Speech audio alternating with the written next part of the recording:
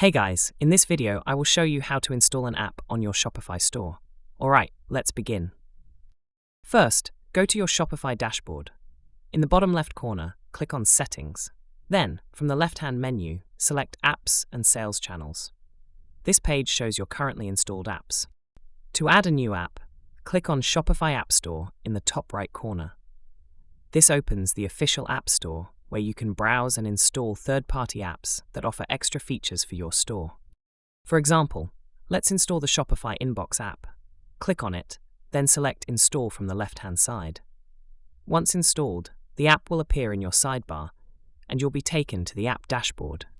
If you want to install another app, just return to the Shopify App Store. You can explore by category or search by name using the search bar at the top. Choose the app you want, click on it, and follow the same install process.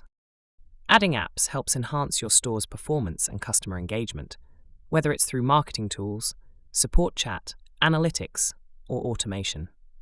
So that's basically how you can install an app on your Shopify store.